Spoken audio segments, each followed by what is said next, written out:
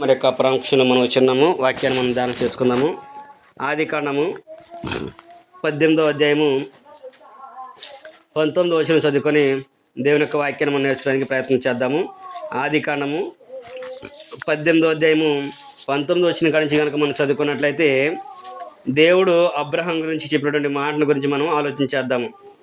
ఎట్లనగా యెహోవా అబ్రహామును గురించి చెప్పినది అతనికి కలుగజేయనట్లు తన తరువాత తన పిల్లలను తన ఇంటి వారును నీతి న్యాయములు జరిగించుచు యెహోవా మార్గమును గైకొండకు అతడు వారికి ఆజ్ఞాపించినట్లు నేను అతను ఎరిగి ఉన్నాను. నేను ఇక్కడ మనం చూసినట్లయితే తండ్రి అయిన దేవుడు అబ్రహాం గురించి చెప్పిన సందర్భం మనం ఇక్కడ చూడగలము.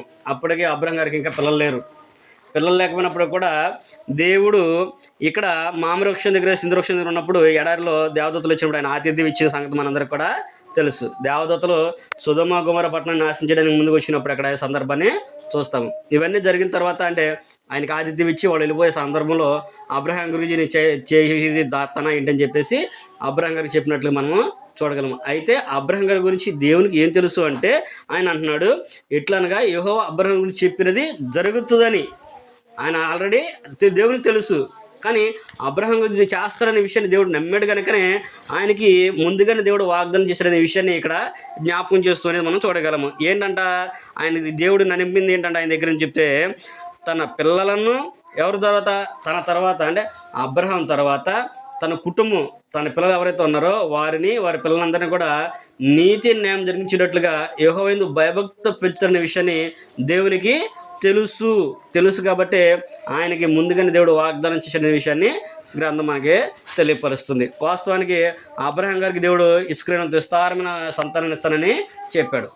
కానీ ఆయన ప్రతిగుణంగా చూశాడంటే అది జరగలేదు. కానీ దేవుడు ఈ రోజున అబ్రహాం గారు దేవుడి దగ్గర అక్కడ దేవుడి దగ్గర మనం చూస్తున్న సందర్భంలో మనం చూస్తే అబ్రహాం చూస్తున్న సందర్భంలో ఆయనకు చాలా ఆనందంగా ఉంటుంది. ఎందుకంటే దేవుని యొక్క విషయాన్ని మనం ఆలోచించినప్పుడు దేవుడు ఏదైతే వాగ్దానం చేస్తాడో దేవుడు ఏదైతే చేయాలని కలిగి ఉన్నాడో దాన్ని ఎప్పుడైతే మనకి చేస్తానన్నాడో దాన్ని బట్టి మనం నడుచుకోవడానికి ప్రయత్నం చేయాలి. అంటే దేవుని యొక్క ఆలోచన తగినట్లుగా దేవుని యొక్క గుణాలకు తగినట్లుగా మనం నడుచుకోవాలనేది ఇక్కడ దేవుని యొక్క వాక్యం మనకి నేర్పిస్తుంది. అందుకని దేవుడు అంటే మనకు చేయాలని ఆలోచన ఉంటుంది, కానీ దానికి తగ్గట్టుగా మన ప్రవర్తన అనేది ఉండాలి. ఇక్కడ దేవుడు అబ్రహాం గురించి ముందే చెప్పాడు. ఎందుకంటే అబ్రహాం గారు అలా నడుస్తాడని తెలుసు కాబట్టి ఆయనకి ముందుగానే వాగ్దానాన్ని చేశాడు. మరి ఈ రోజున మనం ఎలాగుంటున్నాము, మన కుటుంబాలు ఎలాగున్నాయి, మన పిల్లలు ఎలాగుంటున్నారు, మరి దేవుడు మన పట్ల ఇచ్చిన వాగ్దానాన్ని నెరవేరుస్తాడా, మనకిచ్చిన మాటని ఆయన నెరవేర్చుకుంటాడంటే దేవుడు సిద్ధంగానే ఉన్నాడు. అయితే మనం ఆ మార్గంలో ఉంటున్నామా లేదనేది నేర్చుకోవాలి. అందుకని ఇక్కడ అబ్రహాం గారి గురించి చెప్పినప్పుడు ఆయన పిల్లలకు పుట్టక మునిపే దేవుని యందు భయభక్తులు ఆయన పెంచుతారనే విషయాన్ని దేవుడు గ్రహించి ఉన్నాడు కనుకనే ఆయనకి వాగ్దానం చేసినట్లుగా ఇక్కడ మనకి చూపిస్తూ ఉన్నాడు. అలాగే ఇక్కడ ఈ సందర్భంలో కొంతమంది తల్లిదండ్రులు అలాగే తల్లులు పిల్లల్ని వారు పెంచిన విధానాన్ని బట్టి మనం ఆలోచన చేసినప్పుడు కొంతమంది వ్యక్తుల గురించి మనం ఆలోచించేద్దాము. ఎవరెవరు ఎలాగ పెంచారు అనే విషయాన్ని మనం ఆలోచన చేసినప్పుడు దేవుడు అబ్రహాం గారికి సంతానం ఇచ్చిన తర్వాత ఆయన ఎలాగ పెంచుతాడో అనే విషయాన్ని కూడా ముందుగానే తెలియపరచాడు. అలాగే 21వ అధ్యాయంలో కూడా మనం చూసినట్లయితే మనము ఆది కాండలోనే కాదు కొన్ని సందర్భాల్లో కొంతమంది దేవుని కొరకు పిల్లల్ని ఎలా పెంచాలనే విషయాన్ని మనం చూడగలము. అందులో ఇక్కడ అబ్రహాం గారు మొట్టమొదటి వ్యక్తి అయితే తర్వాత కొంతమంది దేవుని కొరకు పిల్లల్ని పెంచినట్లుగా మనము చూడగలము. అందులో రెండో వ్యక్తిని మనం చూసినప్పుడు హన్నాని మనం చూస్తాము. ఆమె ఏం చెప్పింది, ఆమెకి పిల్లలు లేరు. సమూయేలు మొదటి గ్రంథం మనం చదువుకుంటే 1వ అధ్యాయం మనం చదువుకుంటే ఆమెకి పిల్లలు లేరు. తన యొక్క సహోదరి ఏం చేసిందంటే ఆమెని హేళన చేస్తూ ఆమెను ఇబ్బంది పెట్టినప్పుడు ఆమె ఏటేట కూడా దేవునికి బలిపడానికి వాళ్ళు వెళ్ళినప్పుడు ఆమె దేవునికి మొక్కుకోవడం అనేది మనం చూడగలము. అప్పుడు ఏలీ ఆ సంగతిని గమనించి ఏలీ ఏమంటాడంటే నువ్వు ఎందాక మత్తురాలవై ఉంటావు, ఇక లెగు అనే విషయాన్ని ఏలీ అన్నప్పుడు అప్పుడు ఆమె లేచి అంటది, నీ దాసుడైన నేను మత్తురాలని కాదు, నేను నా దేవుని సన్నిధిన నేను మొరపెట్టుకున్నాను అనే విషయం చెప్పినప్పుడు దేవుడు నీ కోరికను నెరవేర్చునుగాక అని చెప్పినప్పుడు మరలా వచ్చే సంవత్సరానికి ఆమె కుమారుని కంటది. ఏమని ఒప్పుకున్నది, నాకు గనక ఈ నింద తీసేస్తే ఒక కుమారుడు నాకు ఇస్తే ఆ కుమారుడు కూడా మరలా నీకే ఇచ్చేస్తానని చెప్పి ఆమె మొక్కుబడిని బట్టి మనం ఆలోచించినప్పుడు ఆమె ఆ పిల్లవాడిని కన్న తర్వాత పెంచి సుమారు 5 తల్లి పాలు విడిచాను 5 సంవత్సరాలు వేసుకుందాం. 5 సంవత్సరాలు తీసుకున్న సందర్భంలో ఆ పిల్లవాడిని తీసుకొచ్చి అక్కడ వదిలిపెట్టంగానే 5 సంవత్సరాల వరకు కూడా మరలా దేవుని సన్నిధికి ఆమె రాలా. 5 సంవత్సరాలు రాకపోకుండా 5వ సంవత్సరం పాలు విడిచిన తర్వాత వచ్చి ఆ పిల్లవాడిని అక్కడ ఇచ్చినప్పుడు వీడు యెహోవాకు ప్రతిష్ఠుడు అనే మాట అనగానే బాలుడు అక్కడే మురిక్కెను అనే మాట ఉంటుంది. అంటే ఆ తల్లి ఏం నేర్పించింది ఆయనకి? అంటే పాలు తాగే వయసు నుంచే ఆ తల్లి ఆ పిల్లవాడికి ఏం నేర్పించింది అంటే, నేను నువ్వు యెహోవాకు ప్రతిష్ఠితుడు అనగానే నువ్వు అక్కడ మొక్కాలి నాయన అనే సంగతి ఆయనకి ఆ బుడ్డోడికి ఎట్ట తెలిసింది అంటే ఆ బాలుడికి ఆ తల్లి నేర్పించింది. ఏం నేర్పించింది? చిన్నప్పటి నుంచే నాయన నువ్వు దేవునికి ప్రతిష్ఠుడువు, నువ్వు యెహోవా సేవ చేయాలి, దేవునికి దాసుడిగా నువ్వు బ్రతకాలి, ప్రజలకు సేవ చేయాలి, దేవునికి ప్రజలకు మక్షం నువ్వు కూడా మా వారధిగా ఉండి వారితో పాటు నువ్వు దేవునికి విజ్ఞాపనలో చేయాలి. కాబట్టి నేను నిన్ను దేవుని అడిగి మరీ తీసుకున్నాను కాబట్టి నువ్వు దేవునికే చెందాలి అనే విషయాన్ని ఆమె చిన్నప్పటి నుంచి కూడా భక్తి విషయాలన్నీ కూడా నూరిపోసింది. కాబట్టి ఆ బాలుడు అక్కడికి వెళ్ళంగానే కూడా అన్నాడు, ఆ బాలుడు ప్రతిష్ఠిత రంగానే మొరక్కినట్లుగా చూడగలం. మరి ఈ రోజున ఎంతమంది తల్లిదండ్రులు మాకు కుమారుడు వస్తే, మాకు పిల్లలు పుడితే మేము దేవుని కొరకు పెంచుకుంటాము, లేకపోతే మేము బతిగా చేస్తామని చెప్పేసి అంటారు. మరి బాలుడు పుట్టిన తర్వాత వాళ్ళు అలా ఉంటున్నారా? ఆరాధన తీసుకొస్తున్నారా? ప్రార్థన తీసుకొస్తే అంత భక్తిగా పిల్లలు ఉంటున్నారా? అసలు ముందు నువ్వు అంత భక్తిగా పిల్లల్ని పెంచుతున్నావా? అంత పెంచుతున్నారా అనేది మనము ఆలోచించాలి. ఇక్కడ హన్నా కూడా దేవుణ్ణి అడిగి తీసుకుంది కనుకనే ఆమె కూడా అంటే ఏం నేర్చుకుంది ముందు? హన్నా నేర్చుకుంది ముందు.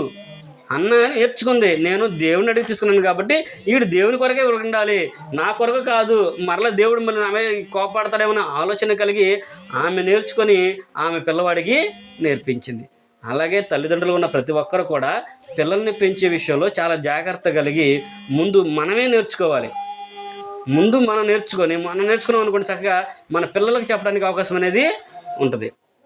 మనం నేర్చుకున్నాం అనుకోండి, మన పిల్లలు నేర్పిస్తే అది ప్రయోజనకరంగా ఉంటుంది అనే విషయాన్ని కూడా చెబుతున్నాడు. నీవు గనక దేవుని కొరకు పెంచాలనే ఆలోచన కలిగి నీ పిల్లల్ని యథార్థమైన మార్గం నడిపించాలని నువ్వు అనుకుంటే నీ పిల్లవాడు ఎక్కడుండా కానీ దేవుడు ఆ మార్గంలో నడిపిస్తాడు. దేవుడు నీతి మార్గం నడిపించినట్లుగా నీ కుమారుడిని కూడా ప్రోత్సహిస్తాడు. అవసరమైతే నిన్నే అక్కడ తీసుకెళ్ళొచ్చు కూడా. గ్రంథంలో ఒక బిడ్డనే తీసుకెళ్ళిపోయినా కానీ పాలు ఇచ్చి పెంచమని ఎవరిని తీసుకొచ్చారు? మరలా ఆమె తల్లికి దగ్గరికే తీసుకొచ్చారు. నిర్గమకాండం 1వ అధ్యాయం 2వ అధ్యాయం మనం చదువుకుంటే మోషే గారు జరిగిన విషయం అదే. మోషే గారి జీవితంలో జరిగిన సంఘటన అదే. మోషే గారు బాలుడే పుట్టాడు, మగపిల్లని చంపేమని వాళ్ళంతా ఆజ్ఞ ఉంది. ఆమె 2 సంవత్సరాలు ఎట్ట కూడా పెంచుకుంది. ఆమె వల్ల కాక జమ్ము పెట్టెలు పెట్టేసి నీటిలో వదిలేసింది. ఆమె అక్క ఆ బాలుడు ఏడకి వెళ్తాడో చూసుకుంటూ వెళ్తూ ఉంది. ఫరో కుమార్తె స్నానం చేస్తున్నప్పుడు ఆ బాలుడు దొరికాడు. ఆమె చూసింది. ఆమె ఏమంది? అమ్మ ఈయన కొరకు ఒక దాద్యం తీసుకురానా అని చెప్పేసి అంది. సరే నువ్వు తీసుకురా అని చెప్పినప్పుడు ఎవరు తీసుకొచ్చింది? తల్లినే తీసుకొచ్చింది. అంటే దేవుడు నీ యొక్క ఆలోచనను బట్టి, నీ యొక్క భక్తిని బట్టి నీ పిల్లలకి సహాయం చేస్తాడు. అంటే పిల్లలకి చేస్తాడని కాదు, తల్లిదండ్రుల యొక్క ఆలోచన బట్టి కూడా పిల్లలకి చేస్తాడు.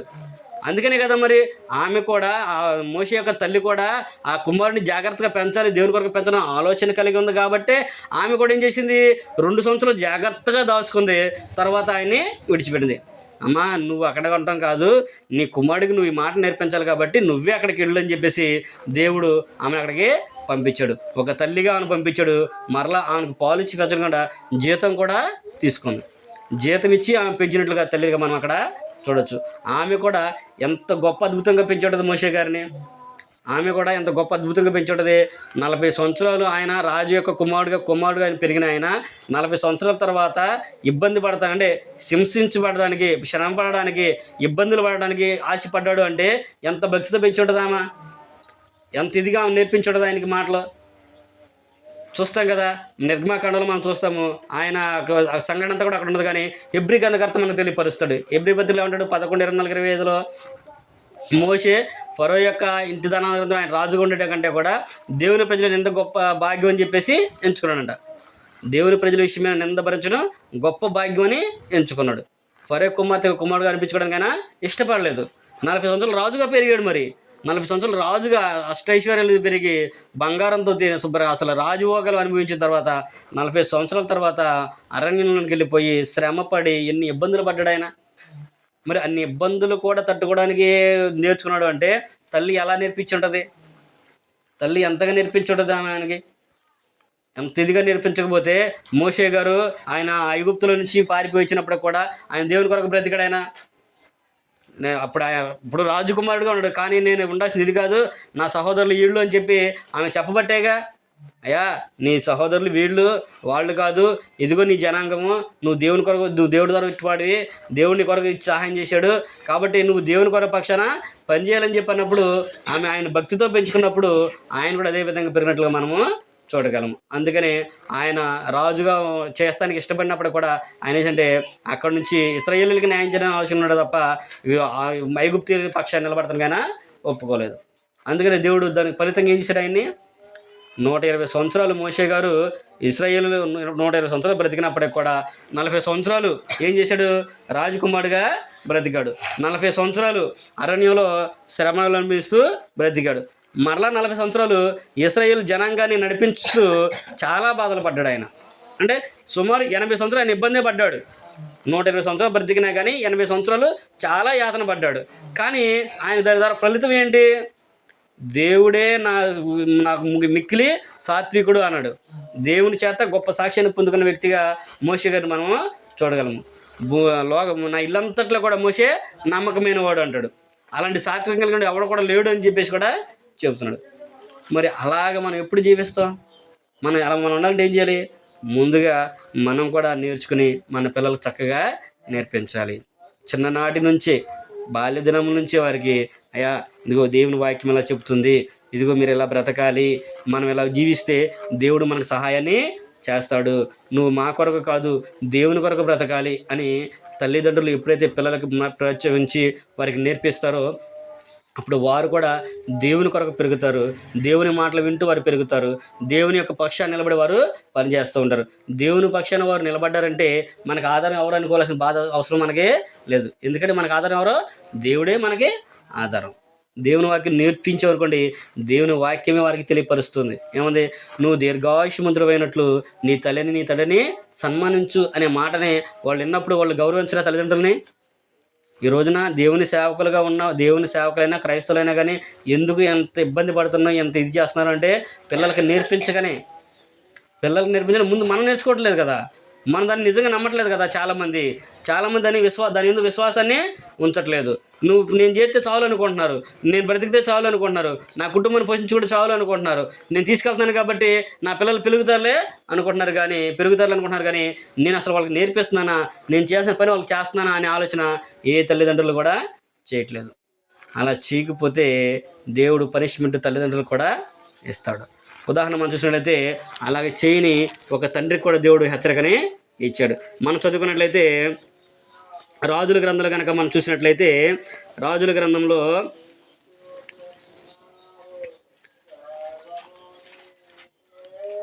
సమూయేలు మొదటి గ్రంథంలో మనం చూసినట్లయితే సమూయేలు మొదటి గ్రంథము మనం అక్కడ ఆలోచించినట్లయితే అక్కడ సమూయేలు గారి విషయంలో మనం చూసినప్పుడు సమూయేలుని ఆయన తల్లి ఎంత భక్తితో పెంచిందో అంత భక్తితో ఆయన తన పిల్లలకు నేర్పించుకోలేకపోయాడు. అదే విషయాన్ని ఇక్కడ కూడా మనం చూసినట్టయితే సమూయేలు గారి విషయంలో కూడా దేవుడు అదే విషయాన్ని జ్ఞాపకం చేసినట్లుగా మనము చూడగలము. దేవుడు కూడా సమూయేలు గారిని ఏర్పాటు చేసిన తర్వాత సమూయేలు కంటే ముందు ఎవరు ప్రవక్తగా ఉన్నారు, ఏలీ ప్రవక్తగా ఉన్నాడు. ఏలీ ప్రవక్తగా ఉన్నప్పుడు ఏలీ గారు ఏం చేశాడంట, సమూయేలు గ్రంథము మొదటి గ్రంథము 8వ అధ్యాయము 5వ వచనం కనుక మనం చదువుకుంటే ఇక్కడ ఒక విషయాన్ని మనం ఇక్కడ జ్ఞాపకం చేస్తున్నాడు. ఇక్కడ మనం చూసినట్టయితే 28వ అధ్యాయం 1వ వచనం కానీ చదువుకుందాం. సమూయేలు మొదటి గ్రంథము 8వ అధ్యాయం 1వ వచనం కానీ చదువుకుంటే, సమూయేలు వృద్ధుడైనప్పుడు తన కుమారులను ఇశ్రాయేలీయుల మీద న్యాయాధిపతిగా నియమించను. అతని జ్యేష్ఠ కుమారుని పేరు యోవేలు, రెండవ వాని పేరు అబియా. వీరు బెయేర్షెబాలో న్యాయాధిపతులుగా ఉండరి. అతని కుమారులు అతని ప్రవర్తనను అనుసరింపక ధనాపేక్షలై లంచం పుచ్చుకొని న్యాయమును త్రిప్పివేయగా ఏం చేశారంట వాళ్ళు, సమూయేలు మంచి ప్రవక్తగా ఆయన ఉన్నాడు, మంచి దేవుని సేవకునిగా ఉన్నాడు, గొప్ప పేరు ఆయన సంపాదించుకున్నాడు. ఎలా సంపాదించుకున్నాడు? ఆమె తల్లి ఆయనకు నేర్పించింది కాబట్టి వాళ్ళ తల్లిదండ్రుల పట్ల ఆయన కూడా నేర్చుకొని యెహోవా సన్నిధిలో ఆయన ఉన్నాడు. హన్న పెంచింది కదా, అట్టగా పెంచింది కదా. సమూయేలు అంటే సమూయేలుకు తల్లి ఎవరు? హన్ననే కదా. ఆమె ఒక అన్న చక్కగా పెంచింది. ఇప్పుడు సమూయేలు కుమారులు ఉన్నారు. సమూయేలు పెద్దవాడయ్యాడు, చక్కగా దేవుని పనిలో ఉన్నాడు, ఆయనకి భార్య వచ్చింది, పిల్లల్ని కూడా దేవుడు ఇచ్చాడు. పిల్లల్ని ఇచ్చినప్పుడు ఆ పిల్లల్ని కూడా ఆయన ఏం చేసిండే, పెరిగిన తర్వాత వాళ్ళని ఇశ్రాయేలు న్యాయాధిపతులుగా నియమించాడు. సమూయేలు నియమించాడు, ఇద్దరిని కూడా నియమించాడు. అయితే వీళ్ళిద్దరు ఎలాగున్నారంట? సమూయేలు వంటి ప్రవర్తన కలిగిన వాళ్ళు కాదు. ఆయన తండ్రిని విడిచిన మార్గంలో వాళ్ళు నడవకుండా ధనాపేక్షలై న్యాయమును త్రిప్పివేయగా ఏం చేశారు? ఇప్పుడు ఎవరు తప్పు వచ్చింది? ఎవరు తప్పుడు? అది సమూయేలుదా కుమారులదా? కుమారులు సమూయేలుదా? కుమారులు న్యాయం త్రిప్పేస్తున్నాడు. అసలు మరి కుమారులు న్యాయం తెలియాలంటే మరి తండ్రి చెప్పాలిగా. అయ్యా ఇదిగో నేను ఇప్పటి వరకు ఎంత ఈ స్థితిలో ఉన్నానంటే దేవుడు నాకు ఇచ్చిన అవకాశము, నేను దేవుని పట్ల భయభక్తి కలిగి ఉన్నాను, దేవుని నీతి న్యాయాలు నేను జరిగిస్తున్నాను, కనుక మీరు తర్వాత న్యాయబద్ధులుగా చేయాలి కాబట్టి మీరు కూడా నీతి న్యాయాలను అనుసరించి నడుచుకోండి. నేను ఇప్పటి వరకు దేవుని యందు నీతి న్యాయాలు అనుసరించి నడుచుకున్నాను కాబట్టి దేవుడు నాకు ఏ లోటు కూడా రానివ్వలేదు. దేవుడు నన్ను చక్కగా బ్రతికించాడు, మిమ్మల్ని కూడా బ్రతికించే అవకాశాన్ని దేవుడు నాకు ఇచ్చాడు. మీరు కూడా నీతి న్యాయం జరిగించినాక జీవిస్తే మీతో పాటు మీ కుమారుడు కూడా దేవుడు అవకాశాన్ని ఇస్తాడు అనే విషయాన్ని ఆయన నేర్పలేదు. కనుకనే ఇక్కడ వాళ్ళు ఏం చేశారంటే లంచం పుచ్చుకొని న్యాయాన్ని త్రిప్పివేశారు, ధనాపేక్షలు అయిపోయారు లాస్ట్కి. అది ఎవరిది బాధ్యత? ఎవరిది? తండ్రికి ఆయనకే వస్తుంది. ఇప్పుడు పిల్లలు తప్పు చేస్తే ఎవరిది బాధ్యత? తల్లిదండ్రులే కదా. స్కూల్లో విద్యార్థి తప్పు చేస్తే టీచర్సే అంటారు తప్పు అంటారు. మరి అలాంటప్పుడు పిల్లలు తప్పు చేస్తే తల్లిదండ్రులకే బాధ్యత. కాబట్టి అంటే దేవుడు ఇద్దరికి కూడా ఇచ్చాడు, ఇద్దరికి కూడా పనిష్మెంట్ ఇచ్చాడు, ఇద్దరికి కూడా అవకాశాలని ఇచ్చాడు. యుక్త వయసు వచ్చిన తర్వాత, ఎందుకంటే ఒక వయసు వచ్చిన తర్వాత మంచి చెడులు ఇచ్చే జ్ఞానాన్ని దేవుడు మనకి ఇచ్చాడు. దాన్ని బట్టి కూడా మనం ఆలోచన చేసుకుని ఇది మంచా, ఇది చెడు, ఇది చేయొచ్చో చేయకూడదనే ఆలోచన మనకు ఉండాలి. ఆ తర్వాత ముందుగా తల్లిదండ్రులు ఏంటంటే పిల్లల్ని ముందుగానే వాళ్ళని దేవుని యొక్క మార్గంలో పెంచడానికి ప్రయత్నం చేయాలి. పిల్లలు దేవుని మార్గంలో పెంచుకుంటూ వచ్చారనుకోండి, అప్పుడు వాళ్ళు కూడా పెద్ద అయిన తర్వాత వాళ్ళు త్రోవ తప్పిపోకుండా ఉంటారు. కీర్తన కూడా అదే చెప్పారు కదా, బాలుడు నడవలసిన త్రోవని వాడికి నేర్పండి, వాడు పెద్దవాడినప్పుడు దాని నుంచి తొలగిపోడని సామెత గ్రంథం గారు చెబుతున్నాడు కదా. సొలొమోను గారు ముందుగానే చెప్పాడు. మరి ఇక్కడ కూడా సమూయేలు ఏం చేయాలంటే దేవుని యొక్క మార్గంలో ఆయన పెంచలేకపోయాడు, కనుకనే వాళ్ళని అక్కడ మనము చూడవచ్చు. అందుకనే అక్కడ ఆయన కూడా ఏమంటాడంటే వాళ్ళు న్యాయం తిరిపేశారు కాబట్టి ఇక వాళ్ళని న్యాయబద్ధం ఉంచడానికి నేను ఒప్పుకోను. ప్రజలే ఒప్పుకోలేదు, అంగీకరించలేదు. ఇప్పుడు నువ్వు ప్రవక్తగా ఉన్నావు, నీ ప్రవక్త నుండి నీ పిల్లలు నీ ప్రవక్త నుండి ప్రవక్తను కలిగే వాళ్ళు కాదు కాబట్టి వాళ్ళు మాకొద్దు కాబట్టి వాళ్ళు తీసేసి మాకు వేరే రాజుని నియమించమని చెప్పేసి జనులే అడిగినట్లుగా మనము చూడగలం. అలాగే దేవుని పిల్లలుగా ఉన్న మనము దేవుని కొరకు నీతిని అనుసరించి నడుచుకోలేదనుకోండి, దేవుడే తీసేస్తాడు.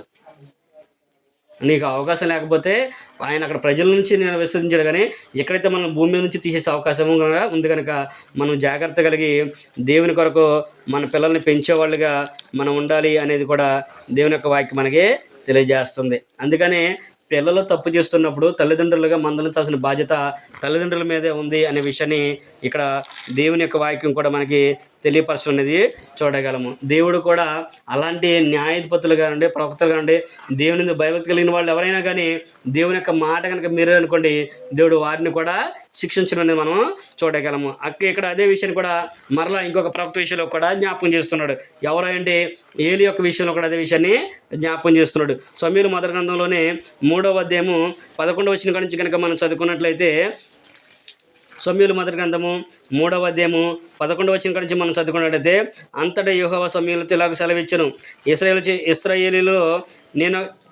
ఇశ్రాయేలులో నేను ఒక కార్యము చేయబోచున్నాను, దానిని వినువారందరి చెవులు గింగురమనును. ఆ దినమున ఏలి యొక్క ఇంటి వారిని గురించి నేను చెప్పినదంతా వారి మీదకి ద్రప్పింతును, దాన్ని మొదలుపెట్టి దాన్ని ముగింతును అని చెప్పేసి చదువుతున్నాడు. ఏం చెప్పాడంట? సమూయేలు గారికి దేవుడు మొట్టమొదటి చెప్పిన ఈ సంగతి ఇదే. ఆయన ప్రవక్తగా దేవుడు ఏర్పాటు చేస్తున్నది ఇక్కడే సందర్భం. ఏలి వృద్ధుడయ్యాడు, ఆయన మందృష్టిగా ఉంది. ఆయన దేవుని సన్నిధిలో ఉన్నప్పుడు సమూయేలు బాలుడై ఉన్నాడు. దేవుడు సమూయేలు పిలిచినప్పుడు ఆయనకి ఆ విషయం అనేది కూడా తెలియదు. 2వ అధ్యాయం మనం చదువుకుంటే అక్కడ తెలుస్తుంది. సమూయేలు దేవుడు పిలిచిన సందర్భాన్ని చెప్తాడు. అప్పుడు ఏలి అంటాడు, ఏలి దగ్గరికి 3 సార్లు వెళ్తాడు సమూయేలు. పిలిచావు కదా వచ్చాను, చిత్తం పిలిచారు కదా వచ్చాను అంటాడు. నేను పిల్లలు నాన్న వెళ్ళి పడుకో అంటాడు. మరలా రెండుసార్లు అంటది. మరలా అటుగా వెళ్తాడు సమూయేలు, నేను పిల్లలని పడుకో అంటాడు. అప్పుడు ఏలీకి అర్థమైంది. ఏలీకి అర్థమయ్యి దేవుడు సమూయేలుని పిలుస్తున్న విషయాన్ని ఏలీ గ్రహించి, నాయన ఇంకోసారి పిలిచినప్పుడు చిత్తం నీ దోస ఆలకిస్తున్నాడు చెప్పమని అడుగు అని చెప్పేసి అన్నప్పుడు సమూయేలు అలాగే చేస్తాడు. సమూయేలు అలాగే చేసినప్పుడు దేవుడు సమూయేలు గురించి సంగతిని చెబుతాడు. సమూయేలు చెప్పినప్పుడు సమూయేలు భయపడిపోతాడు. ఇక ఉదయాన్నే లేచి యథావిధిగా అక్కడికి వెళ్ళి ఆయన పని చేసుకుంటున్నప్పుడు ఏలీకి అర్థమైపోయింది దేవుడు సమూయేలుతో మాట్లాడాడు. సమూయేలుతో దేవుడు దర్శనాన్ని ఇచ్చాడు. ఆయనకి ఏదో చెప్పాడు మొత్తానికి అని చెప్పినప్పుడు సమూయేలుని అడిగితే ఆయన ఏం లేదండి అని భయపడుతూ ఉంటాడు. నువ్వు గనక జరిగినట్టు నాకు చెప్పకపోతే అంతకన్నా పెద్ద కీడ నీకు వచ్చిందని చెప్పన్నప్పుడు సమూయేలు భయపడిపోయి మొత్తం కూడా చెప్తాడు.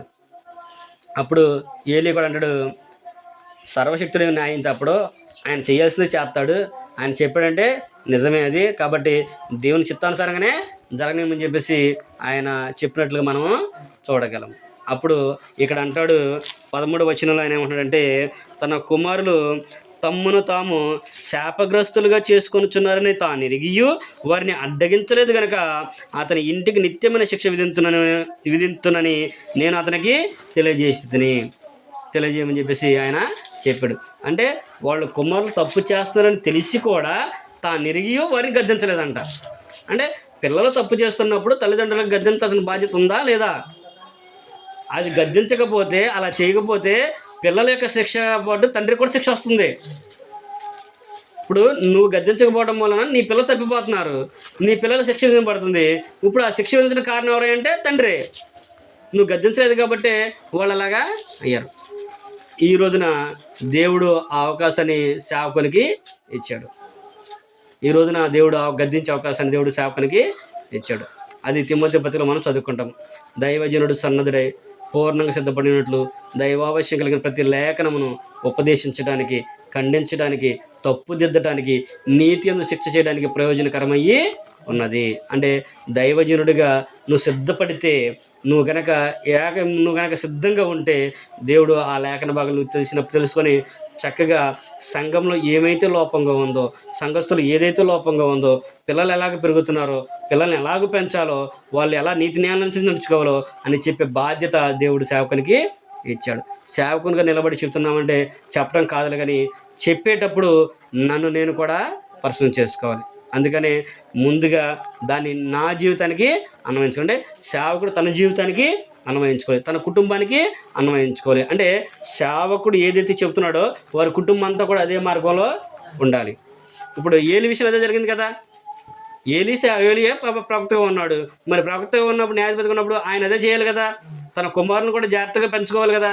కానీ వారు తప్పు చేస్తారని తెలిసి కూడా వారిని గద్దించలేదంట ఆయన. మనం 2వ అధ్యాయం చదువుకుంటే వాళ్ళు ఏం తప్పు చేశారో, ఎందుకు దేవుడు గద్దించాడు అనే విషయాన్ని 2వ అధ్యాయం 12వ వచనం నుంచి చక్కగా వరుసన లిస్ట్ అనేది ఆయన ఇచ్చారు.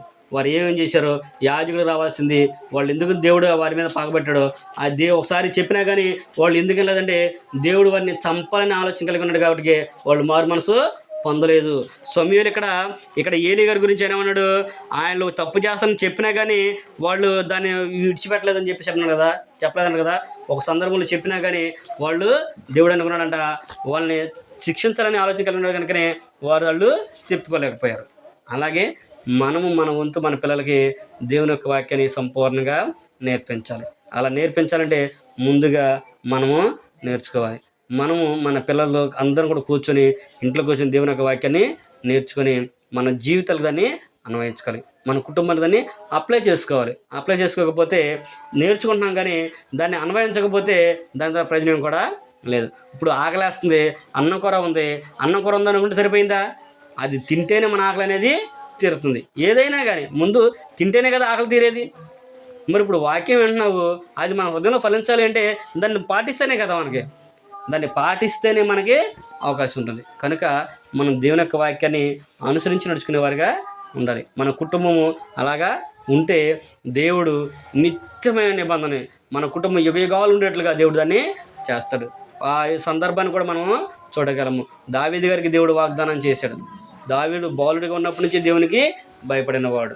దావీదుని గొర్రెల కాపురంగా ఆయన తీసుకొచ్చి ఆయన రాజుగా ఆయన చేస్తాడు. రాజుగా చేసిన తర్వాత దేవుడు దావీదు గారికి ఒక వాగ్దానం చేస్తాడు. నీ కుటుంబములో నిత్యము నీ సింహాసనం మీద నా కొరకు ఒక రాజు నేను ఏర్పాటు చేస్తాను. నేను నీ కుటుంబం నుంచి రాజు అన్నటికి లేకుండా నేను ఎప్పుడు కూడా చేయనని చెప్పేసి దావీదుకి గొప్ప వాగ్దానాన్ని దేవుడు చేస్తాడు. అలా వాగ్దానం చేసినప్పుడు దావీదు గారు అంటాడు, నా కుటుంబం ఏ పాటిది, నేనే పాటివాడిని, ఇంత గొప్ప ఘనతను నాకు ఇచ్చావు అని చెప్పేసి దావీదు గారు కూడా దేవునికి ప్రార్థించినట్లుగా మనము చూడగలం. రాజుల మొదటి గ్రంథం మనం చదువుకుంటే దావీదు గారు దేవునికి చేసిన ప్రార్థనల గురించి, దేవుడు దావీదుకి ఇచ్చిన దీవెనలన్నీ కూడా అక్కడ మనము చూడగలము. దావీదు గారు దేవుని కొరకు ఎలాగ బ్రతికాడో అది అక్కడ మనము చూడగలము. ఆయన చితిసారు మరణాల మీద ఆయన ఉంటే దేవుని మనసము డేరాలో ఉందని చెప్పేసి బాధపడి నేను దేవుని కొరకు మందిరం కట్టాలని ఆలోచన కలిగి ఉన్నాననే విషయాన్ని దావీదు గారు ప్రవక్తగా చెప్పినప్పుడు దేవుడు ప్రవక్త ద్వారా దావీదు గారికి తెలియపరచు. నేను అడగలేదు, కానీ నా కొరకు చేయాలని నా సేవకుడు అనుకున్నాడు. కాబట్టి ఆయనకి నేను ఈ వాగ్దానం చేస్తానని చెప్పేసి దేవుడు ఆయనకి ఒక మంచి వాగ్దానాన్ని చేశాడు. అదే వాగ్దానాన్ని దేవుడు దావీదు గారు సొలొమోను గారికి కూడా చెప్పాడు. ఆయా నాకు మరణకాల సమీపమైంది, నరులందరూ భూమార్గం నేను పోతున్నాను కనుక నువ్వు మాత్రం ఏం చేయాలంటే దేవుని భయభక్తులు కలిగి నీతినే జరిగించావు అనుకో, నా కుటుంబంలో సింహాసనం మీద రాజు ఉండకుండా నేను చేయను అని చెప్పిన నా దేవునికి నువ్వు నెరవేర్చిన వాడివి అవుతావు. నా దేవుడు నెరవేరుస్తాడు కనుక నువ్వు నీతిని అనుసరించి జాగ్రత్తగా నడుచుకొని చెప్పేసి దావీదు సొలొమోనుకి చెప్పినట్లుగా మనము చూడగలం. అలా సొలొమోనుకి చెప్పినప్పుడు సొలొమోను కూడా దేవుని భయభక్తి కలిగి ఉండి దేవుని యొక్క వాక్యాన్ని విధేయుడిగా జీవించి, నాయన నేను చిన్నపిల్లవాడిని, నువ్వు నా తండ్రి తర్వాత నాకు స్థానాన్ని అనుగ్రహించావు, అయితే నీ ప్రజలను నడిపించేటట్లుగా నాకు మంచి జ్ఞానాన్ని అనుగ్రహించమని చెప్పేసి సొలొమోను గారు కూడా దేవుని వేడుకున్నట్లుగా మనము చూడగలము. అప్పుడు దేవుడు కూడా ఆయన గురించి ఏమన్నాడు, నీవు బంగారం అడగలేదు, నీ శత్రువుల ప్రాణాన్ని అడగలేదు, ఘనతను అడగలేదు, ఐశ్వర్యాన్ని అడగలేదు, కానీ ఇవన్నీ అడగకపోయినా కానీ నేను ఇవన్నీ కూడా నీకు ఇస్తున్నాను. ఏమడిగాడు, నీ జల్లు నడిపించడానికి కావాలి జ్ఞానం నాకు దయచేయమని చెప్పేసి అడిగాడు. అంటే నా తండ్రి తర్వాత నువ్వు నాకు సింహాసనం ఇచ్చావు కాబట్టి ఈ ప్రజలందరినీ పాలించడానికి నాకు శక్తి చాలదు, అంటే జ్ఞానము చాలదు, నేను బాలుని కాబట్టి వారందరినీ కూడా నడిపించడం కావాల్సిన జ్ఞానాన్ని నాకు దయచేయమని చెప్పేసి సొలొమోను దేవుడికి అడిగినప్పుడు దేవుడు కూడా ఆయన మనవిని ఆలకించి, నువ్వు అడిగినవి వేస్తున్నాను, నువ్వు అడగనివి కూడా నీకు వేస్తున్నాను.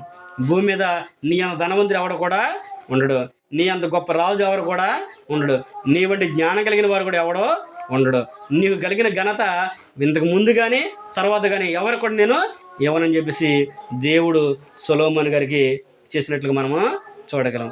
అంటే ఒక వ్యక్తి దేవుని భక్తి కలిగి ఉంటే దేవుడు ఎంత గొప్ప అద్భుతంగా వాళ్ళని ఆస్వాదిస్తాడు అంటే, ఆ వ్యక్తి ద్వారా తన కుటుంబాలన్నీ కూడా దేవుడు యుగాలు కూడా, అంటే భూమి బ్రతికున్నంత కాలము మనం జీవించినంత కాలం కూడా మన వంశాన్ని దేవుడు అలా అభివృద్ధి పరుచుకుంటూనే వస్తాడు. అలా నీ కుటుంబాన్ని దేవుడు నిలబెడతాడు. ఏమాత్రం మనం దేవుని పట్ల భయభక్తులు కలిగి యథార్థతో కనుక నడుచుకోకపోతే దేవుడు మన తరంలోనే మన కుటుంబం నుంచి తీసేస్తాడు.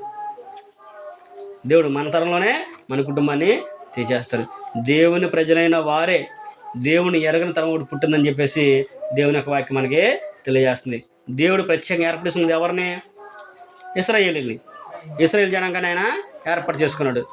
ఐగుప్తులో 430 సంవత్సరాలు బానిసలుగా ఉన్న తర్వాత మోషే గారి ద్వారా దేవుడు వారందరూ కూడా విడిపించి అరణ్య మార్గం గుండా ఎర్ర సముద్రం పాయలు చేసి, అక్కడ ఐగుప్తు 10 తెగుళ్ళు ఎర్ర సముద్రం పాయలు చేసి అరణ్యంలో అద్భుతాలు జరిగించి తీసుకొచ్చి కనాను దేశంలో పంచిన తర్వాత కూడా పంచినప్పటికీ వాళ్ళు ఎప్పుడైతే ఆ దేశంలో బ్రతుకుతూ ఉన్నారో ఆ దేశంలోకి వచ్చిన తర్వాత దేవుణ్ణి మర్చిపోయారు.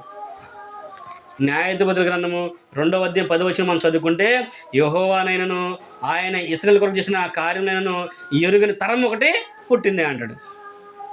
అంటే దేవుడు ఇశ్రాయేలు కొరకు ఎంత గొప్ప అద్భుతంగా కార్యాలు చేశాడో, ఇశ్రాయేలు ఎంత గొప్ప అద్భుతంగా నడిపించాడో, వారిని ఎలా నడిపించాడనే విషయాన్ని వాళ్ళు యెహోవాని ఎరగని తరం ఒకటి పుట్టింది అన్నాడు.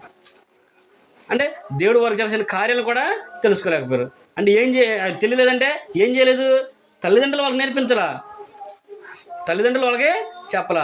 మోషే గారు దేవుడు ధర్మశాస్త్రం ఇచ్చినప్పుడు ఆయన సేనాపరంగా వచ్చేటప్పుడు వాళ్ళకి ఏం చెప్పాడు? 2వ ఆరాధ్యంలో ఈ మాటలో నీవును నీ కుమారులు కూడా వీటిని అనుసరించాలి, నీ కుమారుడికి వీటిని నేర్పించు, వారికి అభ్యసింపజేయి అని చెప్పేసి మోషే గారు ముందుగానే వాళ్ళకి చెప్పాడు. కానీ ఒక తరం వచ్చేసరికి వాళ్ళు మర్చిపోయారు వాటన్నిటిని కూడా. అంటే కనాను దేశం వెళ్ళిపోయిన తర్వాత నెమ్మది కలిగి జీవిస్తున్నారు. వాళ్ళు పాలు తెల ప్రపంచ దేశంలో వాళ్ళు ఉన్నారు. వాళ్ళకి ఏ బాధలో లేవు, నెమ్మదిగా బ్రతుకుతున్నారు. కనుక వాళ్ళు ఏంటంటే దేవుణ్ణి మర్చిపోయారు. వారు స్వదేశాన్ని పంచుకున్నారు. వారు దేశాన్ని పంచుకొని చూసిన తర్వాత వాళ్ళు సంతోషంగా ఉండేసరికి వాళ్ళు ఏంటంటే దేవుణ్ణి మర్చిపోయినట్లుగా మనము చూడగలం. మర్చిపోవటం వలన అక్కడ అన్నాడు ఆయన, మీ అందరూ కూడా నన్ను మర్చిపోయారు కాబట్టి మీకు మరలా శ్రమలు. మరలా వాళ్ళందరినీ కూడా బానిసలుగా 70 సంవత్సరాలు, 100 సంవత్సరాలు, 80 సంవత్సరాలు, 15 సంవత్సరాలు అట్లా కొన్ని సందర్భాల్లో కొన్ని సంవత్సరాలు వాళ్ళని బానిసలుగా పంపించేసి ఒక దేశానికి వాళ్ళని బానిసలుగా చేసినట్లుగా మనము చూడగలం. అంటే దీన్ని బట్టి మనం ఏం ఆలోచన చేయాలంటే, దేవుని మాటలు మనం నేర్చుకొని మన పిల్లలకు చక్కగా నేర్పించుకోవాలి. అలా నేర్పించుకున్నాం అనుకోండి, వాళ్ళు నీతి న్యాయం జరిగించేటట్టు చేసుకున్నాం అనుకోండి, దేవుడు వారి తట్టి మన కుటుంబాన్ని కూడా దీవిస్తాడు. అందుకనే చివరిగా మనం ఆలోచించినట్లయితే క్రొత్త నిబంధనలో కూడా ఒక వ్యక్తిని మనం చూస్తాము. అపోస్తుల కార్యాలు 16వ అధ్యాయంలో మనం చదువుకుంటే, పౌలు గారు ఎఫెసు పట్టణంలోకి వచ్చినప్పుడు, లుస్త్రాలోకి వచ్చినప్పుడు అక్కడ ఒక వ్యక్తిని కనుగొంటాడు. ఎవరో దైవభక్తిలో ఒక స్త్రీని చూశాడు ఆయన. ఆమె చూసిన తర్వాత ఆమె కుమారుడు తిమోతి మంచి దైవభక్తి కలిగిన వ్యక్తిగా ఆయన ఉన్నాడు. ఆయన గురించి తిమోతి గారికి పౌలు తిమోతి పత్రిక రాసు 2వ పత్రిక 1వ అధ్యాయం 3-4 వచ్చిన 3-5 కలిసి ఉంటే ఆయన గురించి చెబుతాడు, నేను నిన్ను కనుగొన్నప్పుడు ఆ విశ్వాసము నీ తల్లిలోను నీ అవ్వలో కూడా ఉంది, అదే విశ్వాసాన్ని నీలో కూడా నేను కనుగొన్నాను. అంటే తల్లిలో ఉంది, వాళ్ళ మామలో కూడా విశ్వాసం ఉంది. వారిని బట్టి తిమోతి గారు కూడా విశ్వాసంలో పెరిగాడు. అంటే దేవుని పట్ల భయభక్తి కలిగిన కుటుంబాలు ఎప్పుడు కూడా దేవుడు వారిని విడిచిపెట్టడం. ఒక తరం కాదు, ఒక తరాన్ని దేవుడు వారిని లేపుకుంటూనే వస్తాడు. ఈ రోజున మనం కూడా అదే విషయాన్ని ఆలోచించాలి.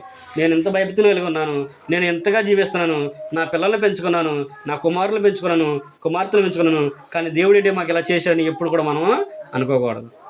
దేవుడు తగిన సమయం ముందు వాళ్ళకి సహాయాన్ని అనుగ్రహిస్తాడు. దేవుడు తగిన కాలంలో మనల్ని తన పనిలో వాడుకుంటాడు. అది ఎప్పుడు కూడా మనం నమ్మాలి. అలా నమ్మితే దేవుడు మన పక్షాన్ని నిలబడి మనతో సహాయం చేస్తాడు. ఇప్పుడు తిమోతి గారి విషయంలో కూడా అదే జరిగింది. తన అవ్వ ఉంది అంటే వాళ్ళ మామ భయభక్తి కలిగి ఉంది. మరి ఆ కుమారులు ఉన్నారంటావా? ఉండకపోవచ్చు మనకు తెలియదు అది. కానీ ఆమెను అక్కడేమీ ఏర్పరచలే. తర్వాత తిమోతి యొక్క అమ్మగారు ఉంది. తిమోతి అమ్మగారు ఆమె కూడా భయభక్తి కలిగి ఉంది. మరి ఆయన భక్తి ఎలా ఉన్నాడో మరి ఇంకెవరున్నారో మన సంగతి కూడా గ్రంథాలు అక్కడ కూడా రాయించదు. కానీ దేవుడు తిమోతినే ఎందుకు ఏర్పడేసుకున్నాడు అంటే, తిమోతి దేవుని యందు భయభక్తి కలిగిన వాడుగా ఉన్నాడు. వాళ్ళ అవ్వకున్న విశ్వాసము, వాళ్ళ అమ్మకున్న విశ్వాసము తిమోతిలో పౌలు గారు కనుగొన్నాడు. కనుకనే పౌలు గారు ఆయన తీసుకొచ్చి దేవుని పని కొరకు వాడుకున్నాడు. దేవుడు కూడా ఆయన్ని నిలబెట్టాడు. అలాగే మనకు కూడా విశ్వాసం అనేది ఉండాలి. మా మామ విశ్వాసంగా ఉంది, మా నాన్న విశ్వాసంగా ఉన్నాడు, మా బాబాయిలు విశ్వాసంగా ఉన్నారు, మా తండ్రి విశ్వాసంగా ఉన్నాడు, మా తల్లి విశ్వాసంగా ఉంది, కాబట్టి నేను కూడా విశ్వాసాన్ని కలిగి ఉండాలి, నేను కూడా దేవుని భక్తి కలిగి ఉండాలి అని ఆలోచన నీకు ఎప్పుడైతే వచ్చిద్దో అప్పుడు దేవుడు కూడా నిన్ను తీసుకెళ్తాడు. మా వాళ్ళు ఉన్నారు కాబట్టి నాకేం అవసరం ఉంది అని మనం అనుకుంటే చేయగలిగింది ఏం కూడా లేదు. ఇప్పుడు ఏలి కుమారు విషయంలో కానివ్వండి, సమూయేలు కుమారు విషయంలో కానివ్వండి అదే జరిగింది. అదే కదా, ఇంకా ఉన్నారు, చాలామంది ఉన్నారు. అహరోను కుమారులు కూడా అదే చేశారు. ఇలా చదువుకుంటూ వెళ్తే చాలామంది గురించి మనం చూడొచ్చు. అయితే మనం ఏం ఆలోచించాలంటే, తల్లిదండ్రులుగా ఉన్న ప్రతి ఒక్కరు కూడా ముందుగా దేవుని భయభక్తులు నేర్చుకుని ఏంటంటే మన పిల్లలకి నేర్పించుకోవాలి. ఆ బాధ్యత మనది. కూర్చోబెట్టి వాళ్ళకి నేర్పించుకోవాల్సిన బాధ్యత తల్లిదండ్రులమైన మనకే ఉంది. వాళ్ళు తప్పు చేస్తున్నారని తెలిసినప్పుడు వారిని గద్దించకపోతే దాని ద్వారా జరిగిన నష్టాన్ని కూడా నువ్వే భరించాలి. ఆ విషయం కూడా మనం ఏలి విషయంలో కూడా అదే జరిగింది. తన కుమారులు తప్పు పని చేస్తానని తెలిసినప్పుడు కూడా ఏలి వారిని గద్దించేది కనుక వారికి ఆ శిక్షను నిర్వహిస్తాననే విషయాన్ని చెప్పాడు. అసలు ఆ పదం చూసారు మీరు, వినివారందరి చెవులు కూడా గింగిరమంటే అని అన్నాడు. అంటే దేవుని సేవకుని పిల్లలే చనిపోయారంటే, దేవుని సేవకుని పిల్లలకే ఇంత, దేవుని సేవక కుటుంబం ఇంత కీడు జరిగిందంటే ఇంకెవరు నమ్ముతారు దేవుని ఎవరు నమ్ముతారు? అందుకనే దేవుడు ముందుగానే వాళ్ళకి తెలియపరచాడు. కనుక మనము కూడా దేవుని యందు భయభక్తి కలిగి ఉండి వారిని మార్గంలో పెంచుకుంటూ దేవుని కొరకు మనం బ్రతుకుతాం కాకుండా మన కుటుంబాన్ని బ్రతికించుకుంటే మన కుటుంబం తర్వాత మన కుటుంబాన్ని కూడా దేవుడు వారిని నడిపించే విధానంలో మనం పెంచేవారు ఉండాలనే విషయాన్ని దేవుని యొక్క వాక్యం మనకే తెలియపరుస్తుంది. కాబట్టి ఇప్పటి వరకు కూడా దేవుని యందు భయభక్తి కలిగి జీవించాలనే విషయంలో మనం ఆలోచన చేసాము. అందులో మొత్తగా దేవుని యందు పిల్లల్ని ఎలాగ పెంచాలి, రెండోది తల్లిదండ్రులు పిల్లల్ని ఎలాగా తల్లిదండ్రులు ఎలాగా పెరగాలి, తల్లిదండ్రులను బట్టి పిల్లలు కూడా ఎదుగుతారు. తల్లిదండ్రులు పిల్లలు కలిసి కనుక దేవుని యొక్క మాటలు అనుసరిస్తే దేవుడు వారి కుటుంబాలని దీవిస్తాడనే 3 విషయాలు మనము ఆలోచన చేస్తాం. అందులో అబ్రహాం గారి గురించి ముందుగానే చెప్పాడు. ఆయన నీతిని జరుగుతాడు, ఆయన పెంచుతున్న విషయాన్ని దేవుడు కనుగొన్నాడు కనుకనే దేవుడు అబ్రహాం గారికి ముందుగానే వాగ్దానం చేశాడు. దావీదు గారికి కూడా దేవుడి గారి నుంచి కూడా దేవునికి తెలుసు కాబట్టి దావీదు గారికి కూడా దేవుడు వాగ్దానాన్ని చేశాడు. నీ సింహాసనం నిత్యం ఒక రాజు నేను ఉంచాలన్నాడు. యేసుక్రీస్తు ప్రభు వారి విషయంలో కూడా ఆయన దావీదు కుమారుడుగానే పిలువబడ్డాడు. కనుక అంత గొప్ప ఘనతను దేవుడు మనకి ఇవ్వాలి అంటే ఇప్పటి నుంచే మనము మన కుటుంబాలు, మన పిల్లలందరూ కూడా దేవుని సన్నిధిలో నీతిని అనుసరించి నడటమే కాకుండా యెహోవాను భయభక్తులు జీవించాలనే విషయాన్ని ప్రేమతో మీకు తెలియపరుస్తూ నాకు నేను తెలియపరచుకుంటూ ఈ మాట అందరితో ముగిస్తున్నాను. ఓపికతో మీ అందరూ కూడా ప్రభు నామమున వందనాలు తెలియపరచుకుని అందరూ కూడా వందనాలు.